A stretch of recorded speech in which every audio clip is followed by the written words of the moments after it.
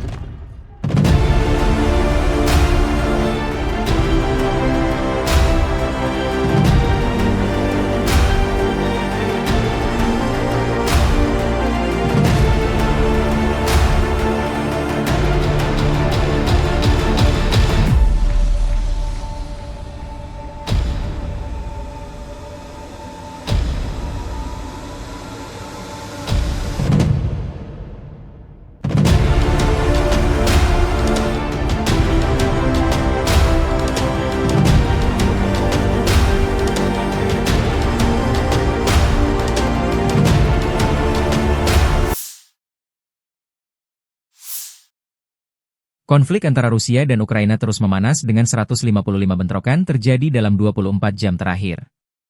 Pasukan pertahanan Ukraina menyerang 8 wilayah konsentrasi militer Rusia, 2 pos komando, 1 sistem pertahanan udara, serta beberapa unit artileri dan rudal musuh. Demikian dilansir Staf Umum Angkatan Bersenjata Ukraina 18 Maret 2025. Pertempuran sengit terjadi di berbagai sektor. Di wilayah Kharkiv, serangan Rusia ke Vovchansk berhasil dipatahkan.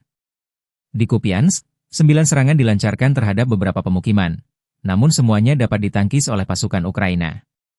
Sementara itu, di arah Liman, Rusia mencoba maju ke beberapa wilayah strategis, termasuk Balkazuravka dan Yampolivka.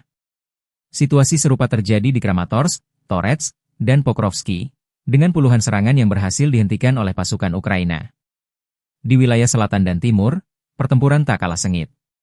Pasukan Ukraina berhasil menangkis serangan Rusia di Novopavlivke, Huliaipil, Orihiv, dan Dnieper.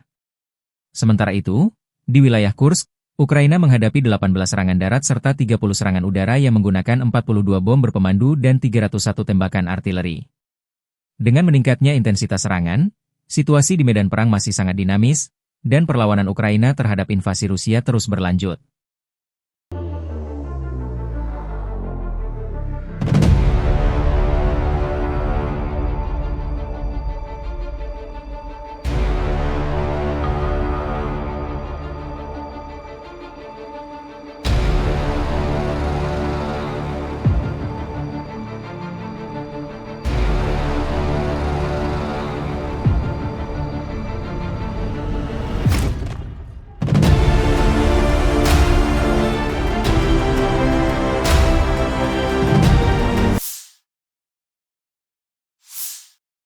Sebuah rekaman terbaru menunjukkan serangan pesawat tak berawak FPV Rusia terhadap logistik Angkatan Bersenjata Ukraina di dekat Yunakivka.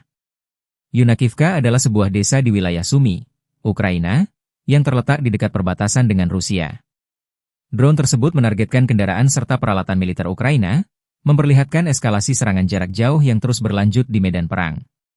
Serangan ini menambah tekanan bagi pasukan Ukraina yang tengah berjuang mempertahankan wilayahnya dari agresi Rusia.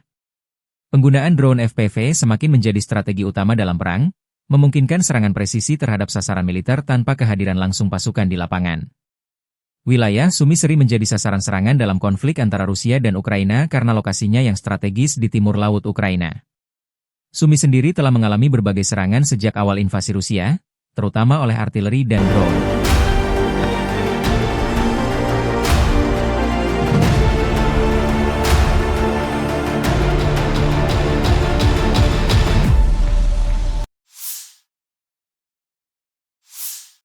Angkatan Bersenjata Ukraina 18 Maret melansir, Militer Rusia total kehilangan 897.010 tentara di Ukraina sejak dimulainya invasi skala penuh pada 24 Februari 2022. Jumlah ini termasuk 1.560 korban yang diderita pasukan Rusia hanya dalam sehari terakhir. Angkatan bersenjata Rusia juga kehilangan 8 tank, 20 lapis baja dan infanteri, 42 sistem artileri, 149 drone, dan 107 kendaraan tempur dan pengangkut BBM dalam 24 jam terakhir. Menurut laporan staf umum Angkatan Bersenjata Ukraina tersebut, Rusia juga total kehilangan 10.352 tank, 21.509 kendaraan tempur lapis baja, 40.892 kendaraan dan tangki bahan bakar, 24.640 sistem artileri, 1.319 sistem roket peluncur ganda, 1.107 sistem pertahanan udara, 370 pesawat terbang, 331 helikopter, 29.616 pesawat tanpa awak, 28 kapal dan perahu, dan 1 kapal selam. Dari kubu Rusia, pesawat taktis operasional, kendaraan udara serang nirawak, pasukan rudal, dan artileri grup pasukan Rusia menggempur fasilitas militer lapangan udara, pusat pelatihan pilot UAV, serta kelompok personel dan peralatan militer AFU dan tentara bayaran asing di 159 wilayah. Sistem pertahanan udara menembak jatuh 2 bom udara berpemandu jam buatan Amerika Serikat dan 177 kendaraan udara nirawak sayap tetap. Sejak dimulainya operasi militer khusus, Angkatan Bersenjata Federasi Rusia telah menetralisir 658 pesawat Angkatan Bersenjata Ukraina, 283 helikopter, 47.094 kendaraan udara tak berawak, 601 sistem rudal anti pesawat, 22.303 tank dan kendaraan tempur lapis baja lainnya, 1.529 kendaraan tempur MLRS, 22.625 senjata artileri lapangan dan mortir, 32.989 unit kendaraan militer khusus. «Север» нанесено поражение формированием 2 механизированных бригад ВСУ в районах населенных пунктов Волчанск и Казачья Лопань Харьковской области. ВСУ потеряли до 90 военнослужащих и 18 автомобилей. Уничтожен склад боеприпасов. Подразделения группировки «Запад» улучшили тактическое положение. Нанесено поражение живой силе и технике мотопехотной, механизированной бригады ВСУ, бригады территориальной обороны в районах населенных пунктов Копанки, Новоегоровка, Харьковской области и Редкодуб, Донецкой Народной Республики. Потери противника составили более 225 военнослужащих, 8 автомобилей, орудия полевой артиллерии, 3 станции радиоэлектронной борьбы. Подразделения группировки войск «Центр» продолжили продвижение вглубь обороны противника. Нанесено поражение формированием 2 механизированных штурмовой бригад, бригады морской пехоты ВСУ и бригады Нацгвардии в районах Сребного, Удачного, Димитрова, Шевченко и Успеновки. Противник потерял более 495 военнослужащих, 4 боевые бронированные машины, в том числе БМП «Брэдли», 10 автомобилей, 3 артиллерийских орудия и 2 станции радиоэлектронной борьбы. Подразделения южной группировки войск заняли более выгодные рубежи и позиции. Нанесено поражение формированием 2 механизированных, пехотной и штурмовой бригад ВСУ в районах Крымского, Александрополя и Веролюбовки. Потери ВСУ составили свыше 190 военнослужащих, 2 автомобиля и орудия полевой артиллерии. Уничтожен полевой склад боеприпасов. Подразделения группировки войск «Восток» в ходе ведения активных действий нанесли поражение формированием 2 мотопехотных бригад ВСУ и бригады теробороны в районах Богатыря, Федоровки и Отрадного. Потери противника составили более 140 военнослужащих, 2 боевые бронированные машины и 6 автомобилей. Подразделения группировки войск «Днепр» в результате активных и решительных действий освободили населенный пункт Степовое. Нанесли поражение живой силе и технике, бригады береговой обороны и бригады территориальной обороны в районах Тягинки и Павловки. Уничтожено до 65 военнослужащих, 5 автомобилей и станции радиоэлектронной борьбы. Angkatan Bersenjata Rusia terus melancarkan operasi militer untuk menetralisir pasukan Ukraina, AFU, di wilayah Kursk. Dalam serangan terbaru, unit-unit grup pasukan Sever berhasil merebut kendali atas permukiman Zaleshenka dan Rubanshchina. Serangan ini merupakan bagian dari upaya ofensif Rusia untuk memperluas wilayah yang dikuasainya di garis depan.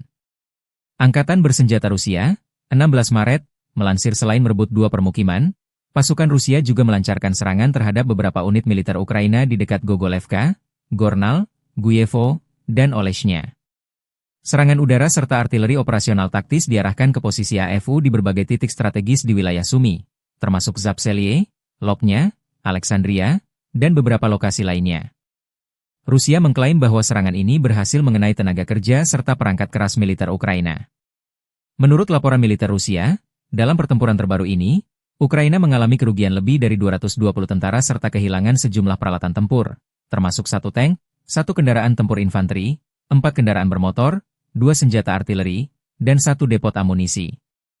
Sejak dimulainya pertempuran di arah Kursk, total kerugian yang dialami AFU mencapai lebih dari 67.630 tentara, 393 tank, 317 kendaraan tempur infanteri, 283 pengangkut personel lapis baja, 2.199 kendaraan tempur lapis baja, 2.437 kendaraan bermotor, 555 senjata artileri, 52 peluncur MLRS, termasuk 13 HIMARS dan 7 MLRS buatan Amerika Serikat.